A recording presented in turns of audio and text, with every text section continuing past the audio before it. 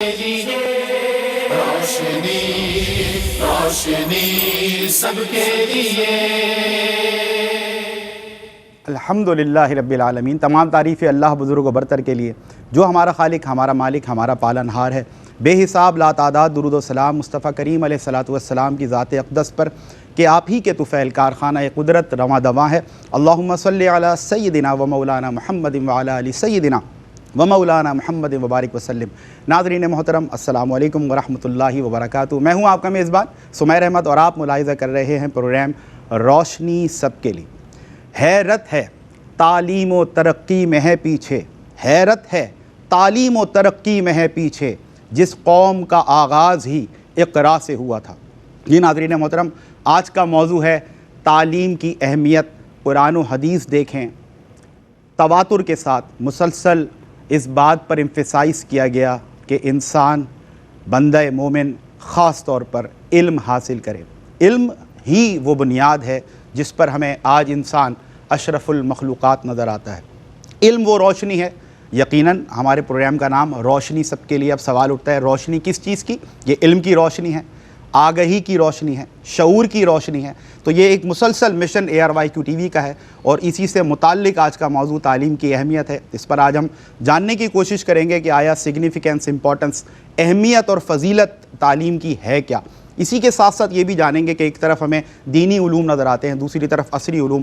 آیا فضیلت کے اعتبار سے اس میں کوئی تخصیص کی جاتی ہے؟ استاد، اتنا بڑا منصب اس کے پاس اور اتنی عزت افزائی استاد کی جاتی ہے، تو کیا ذمہ داریاں بحیثیت استاد کسی معلم کی بنتی ہیں؟ تمام سوالات آج کے اس پروگرام میں شامل کریں گے۔ جید ممتاز علماء کرام حسب روایت آج بھی ہمارے ساتھ صاحبان تعلیم موجود ہیں ہمارے ساتھ، اور آج بھی اس موضوع پر گفتگو کریں گے، علم کی روشنی آپ تک پہنچائیں گے۔ گفتگو کرنے کے لیے پہلی شخصیت حضرت علامہ مولانا لیاقت حسین اظہری صاحب۔ السلام علیکم ورحمۃ اللہ۔ السلام ورحمۃ اللہ وبرکاتہ۔ خیریت سے حضرت؟ بہت اللہ کا جزاک اللہ، آپ کی آمد کا بہت شکریہ۔ اور آپ کے ساتھ تشریف فرما دوسری صاحب علم شخصیت، کسی تعارف کے آپ بھی محتاج نہیں، مفتی محمد خرم اقبال رحمانی صاحب۔ السلام علیکم ورحمۃ اللہ۔ وعلیکم السلام ورحمۃ اللہ وبرکاتہ۔ کیسے ہیں قبلہ؟ خیریت سے؟ الحمدللہ۔ جزاک اللہ۔ اور تعلیم کی اہمیت پر میں چاہتا ہوں ابتداً علامہ صاحب اگر انٹروڈکشن کے حوالے سے ہم بات کریں، تعارفی کلمات کہہ لیں ابتدائیہ، کہ تعلیم کی اہمیت آج کا موضوع ہے، تو اسی حوالے سے اس کا ایک تعارف کہ تعلیم کی اہمیت اور فضیلت کیا ہے۔ بسم اللہ۔ بہت شکریہ ڈاکٹر صاحب۔ جزاک اللہ۔ اعوذ باللہ من الشیطان الرجیم، بسم اللہ الرحمن الرحیم۔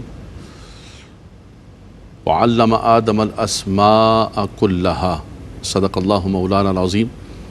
رب تبارک و تعالیٰ نے انسان کو تخلیق کیا اور انسان کی تربیت کے لیے اور انسان کو اخلاق سکھانے کے لیے رب تبارک و تعالیٰ نے انبیاء کرام علیہ السلام کو دنیا کے اندر مبعوث فرمایا، اور ابو البشر اور ابو الآدمیت آدم علیہ السلام، ان کی جب تخلیق ہوئی تو فرشتوں نے یہی ادباً عرض کیا کہ خدایا تیری تسبیح کے لیے اور تیری تقدیس کے لیے ہم موجود ہیں۔ نحن نسبح بحمدک ونقدس لک۔ آدم علیہ السلام کو کیوں تخلیق فرما رہے؟ تو رب تبارک و تعالیٰ نے فرمایا کہ میں جو کچھ جانتا ہوں وہ تم نہیں جانتے ہو۔ اور پھر اللہ تبارک و تعالیٰ نے آدم علیہ السلام کو جو شرف عطا فرمایا اور جو اعزاز عطا فرمایا، تو وعلم آدم الاسماء کلہا، تمام چیزوں کا علم عطا فرمایا، اور اس کے ذریعے رب تبارک و تعالیٰ نے ان کو فضیلت عطا فرمائی۔ فرشتوں سے پوچھا کہ بتاؤ چیزوں کے نام، انہوں نے کہا سبحانک لا علم لنا الا ما علمتنا، خدا ہمیں تو نہیں پتہ جتنا تو عطا فرما دے۔ تو آدمیت کو، بشریت کو جو فضیلت کا اعزاز اور اکرام رب تبارک و تعالیٰ نے خود قرآن کے اندر ذکر فرمایا، اس کی وجہ وہ علم کو بیان فرمایا۔ اور پھر ہماری دین اسلام کے اندر دیکھیں، پہلی وحی اقرأ بسم ربک الذی خلق، آقا دو جہاں صلی اللہ علیہ وسلم کا یہ فرمانا کہ بعثت معلما، مجھے معلم بنا کر بھیجا۔ اور پھر ہمارے دین اسلام کے لیے طلب العلم فریضۃ علی کل مسلم، آقا دو جہاں صلی اللہ علیہ وسلم کا یہ فرمانا کہ علم حاصل کرنا ہر مسلمان پر فرض ہے۔ جس طرح تم پر دوسرے فرائض ہیں، اسی طرح علم کا حاصل کرنا۔ آپ دیکھیں کہ یہ اتنا بڑا آنر اور اتنا بڑا اعزاز اور اتنا بڑا جو رب تبارک و تعالیٰ نے اس شریعت محمدیہ کے اندر علم کا رکھا ہوا ہے، اتنا زیادہ کسی کا نہیں ہے۔ اور حضور علیہ السلام نے پھر اپنی زندگی کے اندر کر کے دکھایا، صحابہ کرام کو علم عطا فرمایا۔ آقا دو جہاں صلی اللہ علیہ وسلم جو ہے، چونکہ خود حضور علیہ السلام کسی بشر کے سامنے حضور پڑھنے کے لیے نہیں گئے. کفار کہتے تھے کہ بھائی آپ نے یہ جو سب قرآن کہتے ہیں یہ تو پرانے قصے کہانیاں جمع کر کے لے آئیں. اساطیر الاولین لو نشاء لقلنا مثل هذا ان هذا الا اساطیر الاولین. یہ تو پرانے قصے کہانیاں. حضور نے فرمایا میں تو کسی کے پاس پڑھنے نہیں گیا ہوں, کسی مکتب کے پاس نہیں گیا ہوں. رب تبارک و تعالیٰ نے آپ کو امی رکھا. امی کا معنی یہ ہے کہ کسی انسان کے پاس نہیں پڑھا. کس کے پاس پڑھا؟ جو کچھ پڑھا الرحمن علم القرآن. کیا بات ہے. سکھانے والی جو ذات ہے رب تبارک و تعالیٰ کی ذات و برکات ہے. پھر حضور علیہ السلام وہ جو علم تھا کتنا سکھایا. وَعَلَّمَكَ مَا لَمْ تَكُنْ تَعْلَمْ وَكَانَ فَضْلُ اللَّهِ عَلَيْكَ عَظِيمًا. اس طرف میں جانا نہیں چاہتا ہوں ورنہ پھر لمبی بحث ہو جائے گی کہ اللہ نے حضور کو کتنا علم عطا فرمایا. لیکن آقا دو جہاں صلی اللہ علیہ وسلم نے اس علم کو اپنے صحابہ کو عطا فرمایا, صحابیات کو عطا فرمایا. انہوں نے علم کو آگے پھیلایا. یوں امت کے اندر جو ہے ایک علم سیکھنے کا اتنا شعور پیدا ہو گیا کہ لوگ ایک ایک ماہ کی مسافت سے سفر کر کے ایک ایک حدیث سننے جاتے تھے, ایک ایک بات سننے کے لیے جاتے تھے. اس کی وجہ یہی تھی کہ آقا دو جہاں صلی اللہ تعالیٰ علیہ وسلم نے علم کی فضیلت کو, اہمیت کو بہت زیادہ بیان فرمایا. اور فرمایا کہ اس کا کہاں تک ہے؟ فرمایا اطلب العلم من المہد الی اللحد. فرمایا اس کا پیریڈ کتنا ہے, کون سی ایج ہے جس میں سیکھنا ہے, کہاں جا کے ختم نہیں سیکھ سکتے, اب آپ نہیں سیکھ. فرمایا نہیں, اسلام کے اندر اس کا بہت لمبا پیریڈ ہے. فرمایا کہ ماں کی گود سے لے کر جھولے سے لے کر قبر تک فرمایا سیکھتے رہو, پوری زندگی علم حاصل کرتے رہو. اور پھر رب تعالیٰ نے خود اپنے حبیب سے فرمایا کہ آپ فرما دیجئے وَقُلْ رَبِّ زِدْنِي عِلْمًا. اے اللہ میرے علم میں اضافہ فرما, میرے علم کو زیادہ فرما. یعنی اس کی کوئی حد نہیں ہے, اس کی کوئی لیمیٹیشن نہیں ہے, نہ تو ایج کی کوئی لیمیٹیشن ہے اور نہ پھر اس کو اخذ کرنے کی کوئی ہے. جتنا زیادہ ملتا جائے گا اتنا ہی زیادہ بڑھتا جائے گا اور اتنا زیادہ رب تبارک و تعالیٰ کی بارگاہ کے اندر مقرب ہوتا جائے گا. سبحان اللہ. بہت خوبصورت انداز سے علامہ صاحب نے تعلیم کی اہمیت بھی اور جو اس کی فضیلت ہے وہ آپ پر آشکار کی. اور بس یہ بلا مبالغہ عرض کر رہا ہوں کہ حضرت آپ نے حق ادا کر دیا. بہترین آغاز ماشاءاللہ, اور ایک ماحول بن گیا, ایک ٹیمپو بن گیا. اور اسی ٹیمپو کو ہم کنٹینیو کرتے ہوئے کہ جس جہت سے دیکھیں, جس اینگل سے دیکھیں, جس زاویے سے دیکھیں, ہمیں تعلیم کے, علم کے بہت سے فوائد, بہت سے ثمرات نظر آتے ہیں. تو ان فوائد میں ایک بہت بڑا فائدہ کولیکٹیولی اگر اجتماعی طور پہ ہم دیکھیں کہ اگر کسی معاشرے میں تعلیم آ جائے, اگر کسی معاشرے میں علم کو لوگ پرائرٹی دینے لگیں, ترجیح دینے لگیں, اپنا شعار بنا لیں, تو دیکھا یہ جاتا ہے کہ بڑے پازیٹیو, بڑے مثبت اثرات مرتب ہوتے ہوئے اس سوسائٹی, اس معاشرے پر نظر آتے ہیں. علامہ صاحب کیا فرمائیے؟ بسم اللہ الرحمن الرحیم والصلاة والسلام علی رسول الکریم اما بعد. بنیادی بات بالکل یہی ہے کہ تعلیم ظاہر سی بات ہے, خاص طور پہ دین اسلام کے اندر جہاں فضیلت کی حامل ہے, وہیں تعلیم در حقیقت انسان کی بنیادی ضروریات میں سے ہے. ٹھیک, یعنی جس طرح ہوا پانی ہے نا ہمارے لیے انتہائی ضروری, اسی طرح علم بھی انسان کے لیے انتہائی ضروری. یہی وجہ ہے کہ جس طرح علامہ صاحب نے آیت مبارکہ پڑھی کہ وَعَلَّمَ آدَمَ الْأَسْمَاءَ كُلَّهَا, تو جو سب سے پہلے انسان تھے ان کا تعارف ہی اللہ نے فرمایا کہ وَعَلَّمَ آدَمَ الْأَسْمَاءَ كُلَّهَا. ہم نے حضرت آدم علیہ السلام کو علم الاشیاء یعنی اشیاء کے ناموں کا علم عطا فرمایا. ٹھیک, ہوتا یہ ہے کہ جب ہم پہلی دفعہ کہیں جاتے ہیں تو ہمیں کیوریوسٹی ہوتی ہے, تھوڑی سی بے چینی ہوتی ہے اور چیزوں کے بارے میں جاننا چاہتے ہیں, یہ کیا ہے, یہ کیا ہے, یہ کیا ہے, یہ کیا ہے. تو جب دنیا میں تشریف لے کر آئیں گے اور اتنی ساری چیزیں موجود ہوں گی تو شوق تو ہوگا کہ یہ کیا ہے, اس کا کیا نام, اس کا کیا نام, اس کا کیا نام. تو اللہ نے پہلے ہی وہ اشیاء کے نام بتا دیے کہ یہ نہر ہے, تو یہ سمندر ہے, تو یہ درخت ہے, تو یہ پہاڑ ہے, اور اس سے ضرورت بھی آشکار ہوئی. ایسی ہوئی. واہ واہ. تو سب سے پہلی چیز جو علم کی جو معاشرے پہ جو اثرات نظر آتے ہیں تو سب سے پہلی یوٹیلیٹی ہے, یعنی اس معاشرے کے افراد نے اس معاشرے سے فائدہ کیسے حاصل کرنا ہے. ٹھیک, تو جب تک معرفت نہیں ہوگی, جب تک چیزوں کے بارے میں علم نہیں ہوگا, اس وقت تک یوٹیلیٹی نہیں ہو سکتی, فائدہ حاصل نہیں کیا جا سکتا.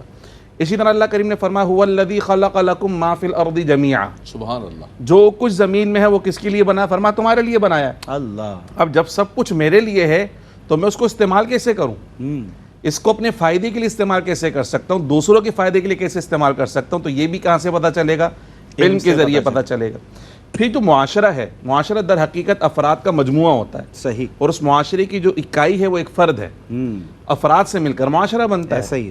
اب سب سے پہلے تو ایک فرد کو خود اپنے حقوق پتہ ہونے چاہیے کہ میں کون ہوں, کیا ہوں, کس لیے آیا ہوں, میں نے کیا کرنا ہے.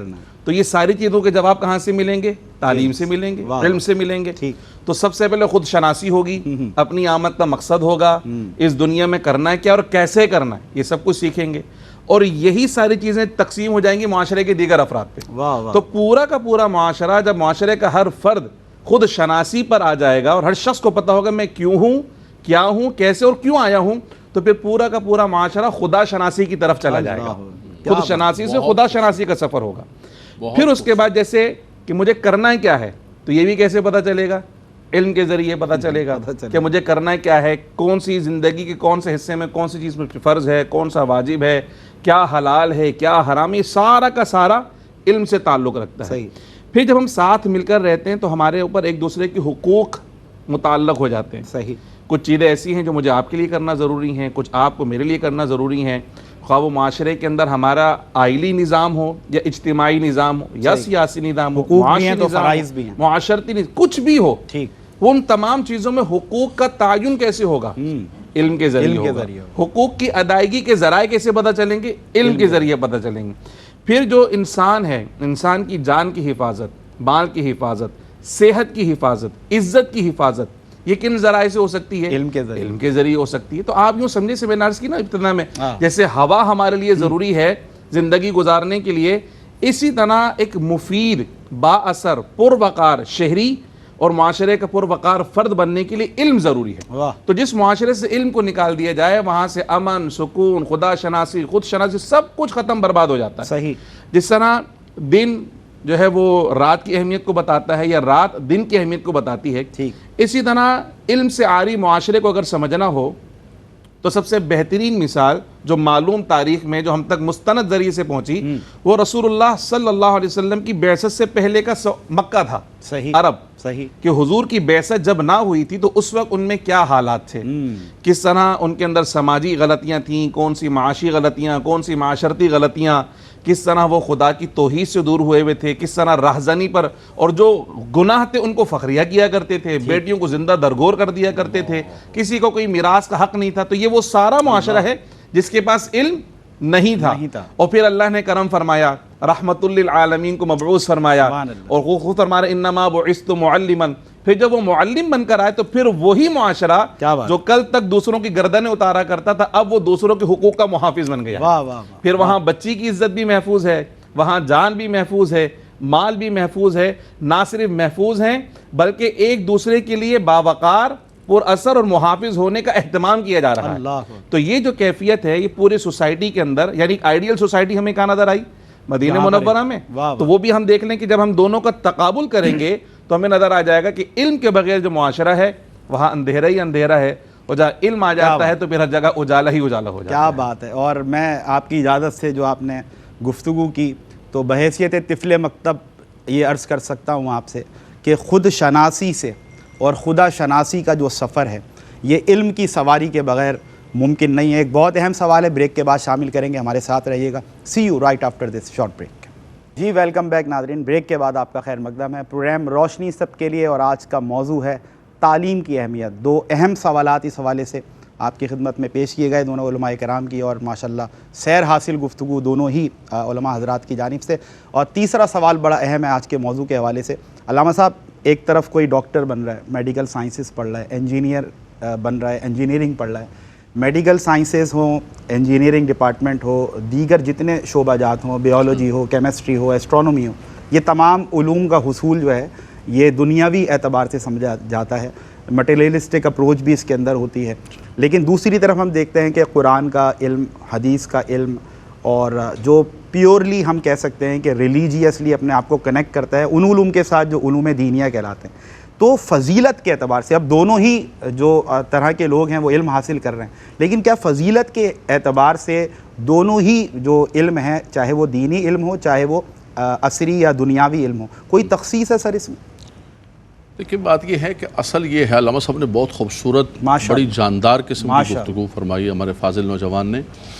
اصل میں بنیاد یہ ہے کہ علم علم ہے، چاہے وہ عصری ہو یا چاہے دینی ہو.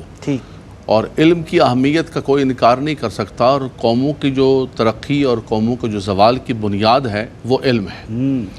جن اقوام نے بھی علم کے ساتھ اپنے آپ کو وابستہ کیا وہ اوج ثریا کے مقام پر پہنچے، اور جن لوگوں نے علم کو چھوڑ دیا، جس معاشرے نے، جس سوسائٹی نے، جس قوم نے، دیکھیں اللہ تبارک و تعالیٰ نے انسان کو افضل البشر بنایا اور اشرف المخلوقات بنایا، اور پھر انسان اور حیوان کے درمیان جو تمیز کرنے والی چیز ہے وہ علم ہے۔ اللہ اکبر۔ انسان کے اندر اخلاقیات کے اعتبار سے دیکھیں، نیکی اور صالحیت کے اعتبار سے دیکھیں، ہر اعتبار سے دیکھیں، جو ما بہل امتیاز کرنے والی چیز ہے اس کو کیسے پتہ چلے گا؟ فرمایا وہ علم ہے۔ اگر یہ علم اٹھ جائے تو پھر سب کچھ فنا ہو جائے، سب کچھ تباہ، ایک حیوانیت یہ حیوانیت ہو جائے۔ باقی رہی یہ بات کہ عصری علم اور دینی علم، دیکھیں قرآن مجید فرقان حمید نے بھی ایک اشارہ فرمایا، جب آپ گفتگو فرما رہے تو اسی دوران میرے ذہن کے اندر آیت آئی کہ فلولا نفر من کل فرقۃ منہم طائفۃ لیتفقہوا فی الدین، فرمایا کہ تم میں ایک گروہ ایسا ہونا چاہیے کہ جو دین کی فقہ اور دین کی سمجھ حاصل کرے، ایک کمپلیٹ مکمل ایک درس نظامی پڑھتے ہیں، حافظ بنتے، قاری بنتے۔ لیکن بات یہ ہے کہ قرآن نے بھی یہ نہیں کہا کہ بھئی 100% ساری کی ساری امت مسلمہ جو ہے نا وہ یہ پڑھے، اس لیے کہ دنیا کے دوسرے نظام بھی چلانے، ہماری زندگی کے لیے پل کا بھی ضروری ہے، بلڈنگز کا بھی ضروری ہے، اس کے لیے جو ہے وہ انجینئرنگ کی تعلیم ضروری ہے، ہماری جو میڈیکل ہے، طب ہے، جو ہماری جو ابدان کے لیے ہے اس کے لیے وہ حضرات بھی ضروری ہے۔ لیکن آپ یہ دیکھیں کہ دین اسلام کے اندر جو وسعت ہے، دین اسلام یہ کہتا ہے کہ کوئی بندہ ڈاکٹر ہے، کوئی بندہ انجینئر ہے، کسی بھی ڈپارٹمنٹ سے منسلک ہے، لیکن بنیاد یہ ہے کہ اس کے اندر خوف خدا ہونا چاہیے، اللہ، اس کے اندر خدمت خلق کا جذبہ ہونا چاہیے۔ ادخلوا فی السلم کافہ۔ ایک ڈاکٹر، ایک عالم صبح اٹھا اور درس نظامی پڑھانے کے لیے مدرسے چلا گیا، ایک ڈاکٹر نکلتا ہے جا کے لوگوں کا علاج کرتا ہے، خدا ترسی کرتا ہے، بھائی کیا مرض ہے آپ کو؟ میں جی یہ مرض ہے۔ ہاں بھائی آپ کے پاس فیس نہیں ہے، کوئی مسئلہ نہیں ہے، آپ میرے مسلمان بھائی ہیں، میں کر دوں گا، یہ دوائی آپ کو فری دے دوں گا۔ فرمایا جب تک وہ ان حدود و قیود کے اندر مخلوق خدا کی خدمت کر رہا ہے، آپ یقین کریں وہ کسی بھی اعتبار سے اس عالم سے کم نہیں ہے، وہ اللہ تبارک و تعالیٰ کے راستے کے اندر لگا ہوا ہے۔ وہ نبی کریم صلی اللہ علیہ وسلم کی بارگاہ کے اندر فجر کی نماز کے بعد ایک جلدی سے گیا تو صحابہ کے عرض کی یا رسول اللہ کتنا اچھا ہوتا ہے کہ یہ اللہ کے راستے کے اندر اتنی تیزی دکھاتا ہوں۔ حضور نے فرمایا نہیں، یہ بازار کی طرف جا رہا ہے، اس لیے جا رہا ہے کہ کسی کے سامنے ہاتھ نہ پھیلائے، اپنے بچوں کے نان و نفقہ کے لیے جا رہا ہے، اپنے والدین کی خدمت کر سکے۔ فرمایا یہ اللہ کے راستے میں۔ اللہ، تو وہ ڈاکٹر، وہ انجینئر، وہ عصری تعلیم حاصل، دیکھیں ہمارے کتنے بڑے سائنسدان گزرے ہیں جن کے امت پر اور پوری انسانیت پر احسانات ہیں۔ ابن حیان کو دیکھیں، فارابی کو دیکھیں، فرازی کو دیکھیں، بڑے بڑے سائنسدان گزرے ہیں، انہوں نے بڑے بڑے کردار ادا کیے۔ ہم نے اس میراث کو چھوڑ دیا اور دوسروں نے اس کو پکڑ لیا، تو یہ ہماری نالائکی ہے، یہ ہماری جو ہے کم ہمتی ہے۔ آج وہ دنیا کے اندر دیکھیں رب تبارک و تعالیٰ کا تو ایک نظام ہے کہ وَلَيْسَ لِلْإِنسَانِ إِلَّا مَا سَعَىٰ، یہ میدان کھلا ہوا ہے، جو بھی آئے گا سعی کرے گا، کوشش کرے گا، بالکل اس کو رب تبارک و تعالیٰ راہیں اور راستے عطا فرمائے۔ یہ ہم نے چھوڑ دیا کہ اپنے ان بزرگوں کی اس میراث کو، اس طریقے کو، ورنہ کون سی عصری اور کون سی دینی دونوں ہمارے پاس تھے۔ اللہ اکبر، ہمارا عالم بھی ہوتا، سائنسدان بھی ہوتا۔ ابھی 100 سال پہلے کی بات ہے کہ ہمارے علماء جو ہے وہ طبیب بھی ہوا کرتے تھے، حکیم بھی ہوا کرتے تھے، علماء بھی ہوا کرتے تھے، سائنسدان بھی ہوا کرتے تھے، ہمارے علماء بھی ہوا کرتے تھے، تاجر بھی ہوا کرتے تھے۔ یہ تو آہستہ آہستہ باقاعدہ طور پر معاشرے سے علماء کو ہٹایا اور یہ تقسیم کیا گیا، سیاست کو الگ کیا کہ محراب و ممبر پر یہ نہیں ہونا چاہیے، بھائی دین کا مدرسہ الگ ہے، یہ کالج الگ ہے، یونیورسٹی الگ ہے، بھائی یہ فارسی کو نکال دو، اس میں سے عربی کو نکال دو۔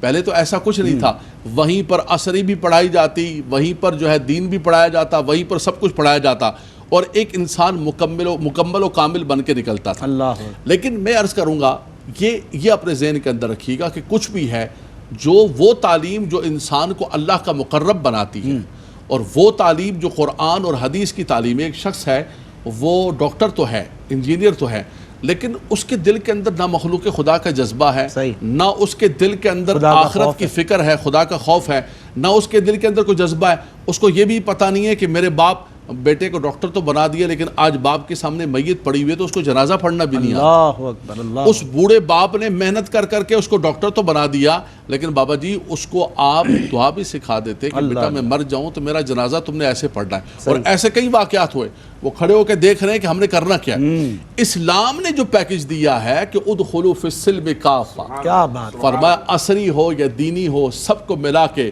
تمہارا یہ جو دنیا جس کو تم کہتے ہو اس کو بھی اگر اللہ اور اس کے رسول کے احکامات کے مطابق کرو, خدا کی قسم کہ تمہارا ایک ایک لہجہ ایک ایک لمحہ اللہ کے راستے میں ہوگا اور تمہارے لیے ذریعہ بخشش. سبحان اللہ سبحان اللہ سبحان اللہ. سلامت رہیں علامہ صاحب. ناظرین, مائکرو لیول پر اگر ہم دیکھیں تو استاد جب کوئی لیکچر ڈیلیور کرتا ہے تو اس کی کوشش ہوتی ہے کہ وہ ایسی ریلیونٹ ایگزامپلس اپنی کلاس میں دے کہ جو اسٹوڈنٹس ہیں وہ کنیکٹ ہو سکیں اس بات کے ساتھ جو استاد ان کو سکھانا چاہتا ہے. یہ تو مائکرو لیول پہ بات ہے. میکرو لیول پر اگر بات کریں کہ اگر تعلیمی نصاب جو ہمارا کریکولم ہے, جو اکیڈیمک کریکولم ہے, تو اگر وہ جو دور جدید ہے اس سے مطابقت رکھتا ہو, اس سے ہم آہنگ ہو, تو یقیناً وہ ایک آئیڈیل سلیبس ہوتا ہے استاد کے لیے بھی کہ وہ پڑھائے اور اسٹوڈنٹس کے لیے بھی کہ وہ اس سے استفادہ کریں. کیا فرمائیے گا ڈاکٹر صاحب؟ اصل میں اللہ سبحانہ و تعالی نے, جیسے ہم نے ابتداء عرض کی تھی کہ دنیا بھی ہمارے لیے بنائی ہے, ٹھیک, اور ہمیں اس دنیا میں رہنا بھی ہے. صحیح. تو جتنا زمانہ ترقی کرتا چلا جا رہا ہے اسی حساب سے ہمیں اس کو برتنا بھی آنا چاہیے. اور جب اس کو برتنا سیکھتے ہیں تو خود بخود علم کے اندر ڈیولپمنٹ ہوتی ہے, یہ علم کا ارتقاء ہوتا ہے. کیا بات. اگر ہم نصاب کی طرف دیکھیں تو ابھی جس طرح قبلہ علامہ صاحب ارشاد فرما رہے تھے کہ دینی اور دنیاوی علوم کا آپ نے پوچھا, سر نے اس کو بڑا بیلنس کر کے اس کو سمجھایا. تو اگر ہم رسول اللہ صلی اللہ تعالیٰ علیہ وسلم جو کہ معلم کائنات بن کر تشریف لے کر آئے تھے, ان کو جو اللہ نے نصاب عطا فرمایا تھا, اگر اس کی طرف ہم دیکھیں تو ہمیں یہ چیز سمجھ میں آئے گی. اللہ پاک نے فرمایا کہ ہم نے ایک ایسے نبی مکرم مبعوث فرمائے جو کیا کریں گے, یعلمکم الکتاب والحکمہ ویزکیہم. کیا بات ہے. تمہیں کتاب کی تعلیم بھی عطا کریں گے اور اس کتاب کی جو تعلیم ہے اس میں جو حکمت کے راز پوشیدہ ہیں وہ بھی تم کو عطا فرمائیں گے, اور اس کے بعد تمہاری شخصیت پہ اس کے اثرات کیا مرتب ہوں گے وہ بھی دیکھیں گے, اس کا بھی تزکیہ کریں گے. یعنی یہ 3 ڈومین ہو گئے. صرف معلومات میں اضافہ نہیں ہے بلکہ وہ معلومات میرے لیے کس طرح فائدہ مند ہو سکتی ہے یہ بھی بتائیں گے, اور پھر اس کے بعد ان معلومات کے بعد کہیں اندر کوئی سفلی جذبات تو پیدا نہیں ہو رہے, تکبر اور غرور کی کیفیات تو نہیں آ رہی, یا جو فائدے کے لیے پڑھا تھا کسی کو نقصان پہنچانے کے لیے استعمال تو نہیں ہو رہا, تو وہ ساتھ ساتھ تزکیہ بھی ہوتا رہے گا. تو اب زمانہ کسی بھی کیفیت میں ہو یا کسی بھی عالم کے اندر ہو, جب وہ اپنے نصاب کو ان 3 خطوط پر مرتب کرے گا تو وہ نصاب زمانے کے ساتھ خود بخود مربوط ہوتا چلا جائے گا. یعنی یہ ڈومین سیٹ کر دیا گیا, یہ ڈومین سیٹ کر دیا, یہ یونیورسل ڈومین. کسی زمانے میں کوئی کریکولم بنے ان 3, بالکل, یعنی کوگنیٹو اسکلز بھی ہونی چاہیے, لرننگ بھی ہونی چاہیے, ساتھ ساتھ جو ہے نا وہ فزیکل ڈیولپمنٹ کے ساتھ ساتھ سائیکولوجیکل ڈیولپمنٹ بھی ہونا چاہیے, اور پھر اس کو معاشرے کے لیے کس طرح مفید بنانا ہے. یہ تینوں چیزیں جب ہوں گی تو پھر آپ بھلے آپ انگریزی پڑھائیں, میتھ پڑھائیں, اردو پڑھائیں, کچھ بھی پڑھائیں, پورا جب کریکولم جب نصاب کی بات آتی ہے تو اس کی بنیادی یہ 3 ڈومین ہیں. یعنی صرف معلومات نہیں دینی طالب علم کو, بلکہ وہ معلومات اس کے لیے کس طرح مفید اور پر اثر ہوگی, اور پھر اس کے بعد معاشرے میں وہ کیا کردار ادا کرے گا. ایک طرف تو یہ ہے کیفیت. دوسری طرف جو ہے اسکولز کا کریکولم ہو یا ہمارے مدارس کا نصاب ہو, دونوں طرف یہ بات انتہائی قابل توجہ ہے کہ یہ علم کیوں سکھایا جا رہا ہے, اس معاشرے میں زندہ رہنے کے لیے. تو جس معاشرے میں زندہ رہنا ہے اس کے ساتھ مطابقت ہونا ضروری ہے. اب یہاں کے رہنے والے کو اگر کسی دوسرے علاقے کے رسم و رواج یا ثقافت کے بارے میں پڑھایا جائے, یا وہ اشیاء جو اس وقت زمانے میں موجود ہی نہیں ان کو استعمال کرنے کا طریقہ بتائے تو irrelevant ہو جائے گا, وہ تو سننا بھی پسند نہیں کرے گا, اس علم کا اسے کوئی فائدہ حاصل نہیں ہوگا. اس لیے ابھی گفتگو کے دوران بات میرے ذہن میں کہ علم جو ہے نا وہ اللہ سبحانہ و تعالیٰ کی صفت ہے. بے شک اللہ سبحانہ و تعالیٰ علیم ہے, عالم الغیب والشہادۃ, تو علم اللہ کی صفت ہے, اور اللہ حی ہے, اللہ زندہ ہے, تو علم بھی ہمیشہ زندہ ہے. سبحان اللہ. جو علم کے ساتھ کنیکٹ رہے گا تو علم ہمیشہ ریولوشن پاتا ہے, علم ہمیشہ ترقی کرتا ہے. جو علم کے ساتھ جڑ کر رہے گا وہ ہمیشہ ترقی کرتا رہے گا. اب سیدنا آدم علیہ السلام ان کا ذکر ہوا نا, اب جیسے عصری علوم کی ہم بات کریں تو انبیاء کرام ویسے تو بنیادی طور پہ توحید سکھانے آتے ہیں, بے شک بنیادی طور پر سارے کے سارے حلال اور حرام کے احکام سکھانے آتے ہیں, لیکن آپ نبیوں کی شان علم کو اگر قرآن مجید فرقان حمید میں دیکھیں تو کہیں اللہ پاک فرما رہا ہے کہ وَاصْنَعِ الْفُلْكَ بِأَعْيُنِنَا نوح علیہ السلام کو فرمایا کہ یہ جہاز ہمارے اگر آپ کی اجازت ہو یہیں سے آپ کنٹینیو کر لیں، جواب بہت اہم ہے. ناظرین یہیں سے کنٹینیو کریں گے. علامہ صاحب ایک مختصر سا وقفہ حائل ہے. See you right after this short break. جی ویلکم بیک ناظرین. آج کا موضوع ہے تعلیم کی اہمیت اور انتہائی سیر حاصل گفتگو دونوں ہی ہمارے اسکالرز حضرات کی جانب سے. مفتی محمد خرم اقبال رحمانی صاحب آپ جواب مکمل فرما رہے تھے. جی سر. جی میں عرض کر رہا تھا کہ جس طرح بات چلی کہ انبیاء کرام علیہم السلام کی بعثت کا مقصود تو حقیقت یہی ہے کہ توحید اور رب کے قریب کرنا، حلال اور حرام کی تمیز سکھانا. لیکن قرآن ان کی شان علم کیسے بیان کر رہا ہے تو کچھ جھلک ہم دیکھ رہے تھے. تو سیدنا نوح علیہ السلام کا ذکر تھا، فرمایا وَاصْنَعِ الْفُلْكَ بِأَعْيُنِنَا، یعنی جہاز کی تعمیر وہ کس طریقے سے ہونی ہے وہ اللہ کے نبی علیہ السلام کر دکھا رہے ہیں. سیدنا داؤد علیہ السلام کا ذکر وَعَلَّمْنَاهُ صَنْعَةَ لَبُوسٍ لَكُمْ، ہم نے لوہے سے لباس بنانے کا علم ان کو عطا فرمایا. سیدنا سلیمان علیہ السلام کی فرمایا وَعُلِّمْنَا مَنْطِقَ الطَّيْرِ، ہم نے پرندوں کی بولیاں بولنا ان کو سکھایا کہ پرندے کیا بول رہے ہیں اس میں گفتگو کرنا ان کو سکھایا. سیدنا یوسف علیہ السلام کے لیے فرمایا وَعَلَّمْنَاهُ مِن تَأْوِيلِ الْأَحَادِيثِ، خوابوں کی تعبیر کا علم عطا فرمایا. یہ کون سی شان علم ہے ذرا دیکھیں تو صحیح، جو آج اس بات میں پھنسے ہوئے ہیں کہ دین کا علم دنیا کا علم. ذرا دیکھیں تو صحیح دنیا کو ایکسپلور کرنے کے لیے اللہ نے نبیوں کو کیا کیا شان علم عطا فرمایا. سیدنا یوسف علیہ السلام کا ہی جب بات آئی اس کی، جب جیل سے آپ باہر آئے اور آپ نے کہا اجعلنی علی خزائن الارض انی حفیظ علیم، وہ پورا معاشی سیٹ اپ کیسے چلانا تو اس کے بارے میں فرماتے ہیں کہ حفیظ بھی ہوں اور علیم بھی ہوں. تو یہ شان علم اللہ نے اپنے نبیوں کو عطا فرمائی ہے. تو سب کچھ یعنی دنیا بھی سنوارنے کے لیے آتی ہے اور آخرت بھی سنوارنے کے لیے آتے ہیں. تو مومن کی تو شان یہ ہے دنیا میں آئے ہی اس لیے کہ آخرت کا سودا کر سکے. تو دنیا کو اگر گزارنا نہیں سیکھے گا، برتنا نہیں سیکھے گا، رب کی مرضی کے مطابق گزارنا نہیں سیکھے گا تو آخرت کی کامیابی کیسے نصیب ہو سکتی ہے. اللہ اکبر. دونوں ہی علماء حضرات نے جو بات کی تو یقین کریں ناظرین، جب ہم اسلاف اپنے اکابرین کی ہسٹری دیکھتے ہیں اور ان کی جو پریکٹسز ہیں تعلیم کے حصول کے لیے وہ دیکھتے ہیں تو سمجھ یہ آتا ہے کہ اگر ایک ہاتھ سے وہ کسی عصری علوم کے حصول میں بھی لگے تھے تو دوسرے ہاتھ میں انہوں نے قرآن پکڑا ہوا تھا. اور اس کا رزلٹ یہ تھا، اس کا نتیجہ یہ تھا کہ کئی سال کی مسافت کے بعد، محنت کے بعد، مشقت کے بعد آج اغیار جو حاصل کر پاتے ہیں وہ انہوں نے چند لمحات میں، چند دنوں میں حاصل کر لیا. کیونکہ ان کی نیت کیا تھی اور ان کی کوشش کیا تھی کہ انہوں نے اس تسخیر کائنات کے ذریعے، ڈسکوریز کے ذریعے، انوینشنز کے ذریعے اللہ کی معرفت حاصل کر لی ہے. اور خوف خدا اپنے دلوں میں رکھ کر جب وہ تسخیر کائنات کے لیے نکلے تو پھر آپ دیکھیں کہ آج تک ہم یہ کہہ سکتے ہیں جتنی ماڈرن ریولوشنز آج کی اس ایجوکیشنل فیلڈ میں ہوئی ہیں سب کی جو جڑ ہے جا کر اگر ملتی ہے تو وہاں بڑے بڑے مسلمان سائنسدان نظر آتے ہیں، ریسرچرز نظر آتے ہیں اور تعلیم دان نظر آتے ہیں. الحمدللہ حضرت آپ نے فرمایا تھا ابتدا میں نبی کریم صلی اللہ علیہ وسلم I have been descended as a teacher, معلم بنا کر مبعوث کیا گیا. تو اس استاد کے مقام کو اگر ہم دیکھیں اتنی عزت و تکریم اس کو دی جاتی ہے تو ایک تو استاد کا مقام، دوسرا جتنا بڑا منصب ہے، جتنی بڑی ذمہ داری اتنی ہی بڑی ذمہ داری بھی یقیناً ہوتی ہے. اس حوالے سے کیا فرمائیں؟ جی بالکل، حضور صلی اللہ علیہ وسلم نے فرمایا کہ انی بعثت معلما، مجھے معلم بنا کر بھیجا. اور حضور علیہ السلام جو ہے اس پر بڑا فخر اور بڑا پراؤڈ محسوس کرتے تھے. اور ایک دو مجلسیں مسجد نبوی کے اندر لگی ہوئی، ایک ذکر کرنے والوں کی مجلس ہے اور ایک پڑھنے پڑھانے والوں کی. اور حضور علیہ السلام ان کے ساتھ جا کر بیٹھے اور فرمایا کہ مجھے معلم بنا کر بھیجا. فرمایا وہ بھی حق پر ہیں جو پڑھنے پڑھانے کے اندر، وظائف کے اندر، ذکر اذکار کے اندر لگے ہوئے ہیں. لیکن میرا جو منصب ہے اور میرا جو کام ہے وہ یہ ہے کہ میں پڑھنے پڑھانے کے لیے اور تعلیم و تعلم کے لیے.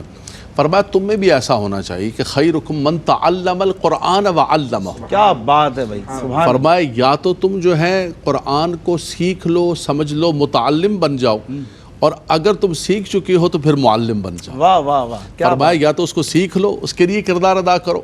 تو فرمایا کہ تمہارا کسی نہ کسی اعتبار سے پڑھنے پڑھانے کے ساتھ، اور فرمایا کہ ایک شخص ہے جو لوگوں کو بھلائی دیتا ہے اس کے لیے تو سمندر کی مچھلیاں بھی دعا کرتی ہیں، اس کے لیے چونٹیاں بھی دعا کرتی ہیں. فرمایا اور رب تبارک و تعالیٰ کے ہاں اس کا بہت بڑا مقام ہے جو لوگوں کو سکھانے والا ہے. حضور صلی اللہ علیہ وسلم کے لیے فرمایا وَدَاعِيًا إِلَى اللَّهِ بِإِذْنِهِ وَسِرَاجًا مُنِيرًا وَمَنْ أَحْسَنُ قَوْلًا مِّمَّنْ دَعَا إِلَى اللَّهِ وَعَمِلَ صَالِحًا.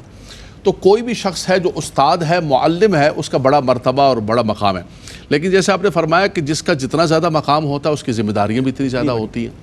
ایک شخص عالم ہے، امام ہے، ایک شخص معلم ہے، جتنے زیادہ یہ سوسائٹی کے اندر بڑے مقامات ہیں تو پھر ان کی ذمہ داریاں بھی بہت زیادہ ہیں. ان کی ایک سینسٹیو ان کی پوسٹ ہوتی ہے تو ان کو بہت زیادہ خیال کرنا پڑتا ہے اور ان کو حق بھی ادا کرنا پڑتا ہے. یعنی یہ ایک استاد ہوتا ہے کہ جو اپنے لیے بہت بڑا صدقہ جاریہ بھی کر سکتا ہے، اور یہی استاد ہے جو تنخواہ لے رہا ہے، بچوں کو پڑھا نہیں رہا، اسکول ہی نہیں جا رہا. ایسے بھی اساتذہ ہیں جو گھروں میں بیٹھے ہوئے ہیں، کوئی حاضری بھی لگا رہے ہیں. اسکول کھلے ہوئے ہیں اور ان اسکولوں کے اندر جو ہے وہ جانور بندھے ہوئے ہیں، لیکن یہ گھر بیٹھ کے تنخواہیں لے رہے ہیں.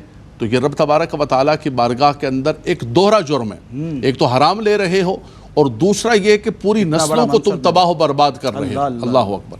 اسی طرح ایک معلم ہے، وہ دین پڑھا رہا ہے لیکن نہ وہ مطالعہ کرتا ہے نہ وہ پڑھتا ہے، تو وہ بچوں کے مستقبل کے داؤ پہ لگا رہے ہیں. ہمارے اساتذہ کرام اللہ تعالیٰ ان کو غریق رحمت فرمائے، جو کچھ آج ہم کو 2 لفظ پڑھتے ہیں یہ ان کی برکتیں رحمتیں ہیں.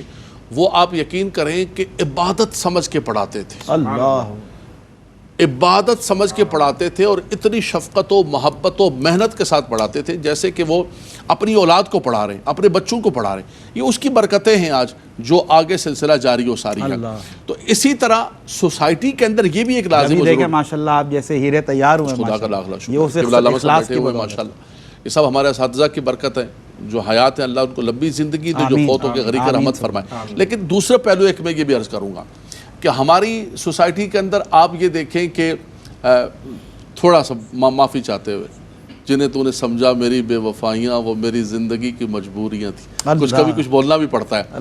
آپ یہ دیکھیں کہ آپ کی سوسائٹی کے اندر ایک گانے والے کو 1 گھنٹے کے اندر کتنا آپ پے کرتے ہیں. ایک سنگنگ کرنے والے کو، ناچ رہا ہوتا ہے، گا رہا ہوتا ہے، اس کو 1 گھنٹے کے اندر پے کتنا کرتے ہیں. اور ایک آپ کا ٹیچر ہے، ایک آپ کا استاد ہے، چاہے وہ دین پڑھانے والا استاد ہے چاہے دنیا پڑھانے والا استاد ہے. آپ دیکھیں کہ اس کا اثر سوسائٹی کے اندر کیا ہوتا ہے کہ وہ اپنی اولاد کو، اپنے بچوں کو کہتا ہے کہ بیٹا استاد نہ بننا، اللہ، فٹ پاتھ کے اوپر ریڑھی لگا لینا، کچھ اور کام کر لینا، ٹیچر نہ بننا. یہ سوسائٹی اور یہ معاشرہ تمہارا جو ہے یہ اساتذہ کے ساتھ اور ٹیچرز کے ساتھ یہ زمانے کی ٹھوکریں کہلوا بیٹا کوئی گیم میں کھیل لینا، کوئی گیم میں لگ جانا، کہیں چھکا وکا مار لینا، کوئی گنو بیٹ پکڑ لینا بیٹا، کوئی سنگنگ ونگنگ تھوڑا ہلکا پھلکا سنگ کر لینا، لیکن استاد نہیں بننا میرے بچے. کئی استادوں کو میں خود جانتا ہوں، وہ دین کے بھی دنیا کے بھی، وہ اپنے بچوں کو وصیتیں کر کے گئے کہ میرے بیٹا ہم نے نبھا لیا، تم یہ کام نہ کرنا. اس کی وجہ یہ ہے کہ ہمارا معاشرہ اور ہماری سوسائٹی جو ہے ان کے ساتھ معاشی طور پر وہ رویہ کرتا ہے. میں دین کی خدمت کے لیے پوری دنیا کے اندر جاتا ہوں، امریکہ گئے، ٹورنٹو گئے، نیو یارک گئے، لندن گئے، جوہانسبرگ گئے. آپ یقین کریں وہاں استاد کا جو انیشلی جو پیکج ہوتا ہے وہ اتنا خوبصورت اور اتنا اعلیٰ ہوتا ہے جو یہاں پر آپ سمجھیں کہ بڑے سے بڑے ایک گریڈ کا. وہ کہتے ہیں یہ تو بنیاد ہے، اللہ اکبر، یہ تو قوموں کے معمار ہیں، ان کو ہم معاشی طور پر فارغ البال کر دیں. ہے جی، ہمارے کہتے ہیں فائنینشل کرائسس بالکل نہ ہو. کیا کرو گے پیسوں کو؟ ابھی کیا ہوا کھاؤ بھائی، چھوڑو تمہارے بچے ہوا کھا کے گزارا کر رہے ہیں. جی وہ کہتے ہیں کہ نہیں، اس کو فارغ البال کرو گے تو یہ اعلیٰ سے اعلیٰ تعلیم دے گا. آپ یقین کریں وہاں لوگ جو ہے ٹیچر بننے کے لیے کوشش کر رہے ہوتے ہیں، پراؤڈ فیل کرتے ہیں کہ میرا بچہ جو ہے وہ استاد، میرا ہمارے کشمیر کے لوگ ہیں نا کہتے ہیں تمہیں پتہ ہے ہمارا پتر نا استاد لگی گیا ہے، ہمارا پتر ٹیچر لگی گیا. وہ پراؤڈ محسوس کرتے ہیں. اور آج ہمارا معاشرہ جو ہے وہ اپنے نسلوں کو، بچوں کو کہتے جا رہا ہے کہ بیٹا استاد نہیں بننا. یہ قوموں کی تباہی اور بربادی یہیں سے شروع. اللہ اکبر. اسی بات سے میں ریلیٹ کرتے ہوئے مفتی صاحب کہ ایک طرف تعلیم ہے اور دوسری طرف تربیت ہے، تو کس طرح دیکھتے ہیں کون سی چیز کس پر مقدم ہے؟ دونوں برابر ہیں، کیا فرمائیے؟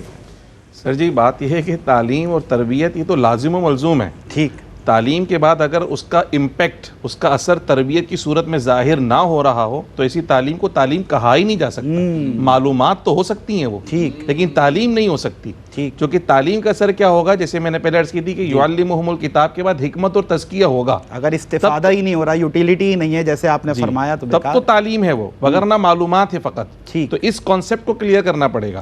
اور پھر اس کے بعد جو ڈیولپمنٹ ہے اس کی سائڈز کو دیکھنا پڑے گا. یعنی صرف ہمیں اپنے بچے کی ذہنی سطح کی تربیت نہیں کرنی ہے کہ بہت ساری معلومات اس کو ہم پہنچا دیں.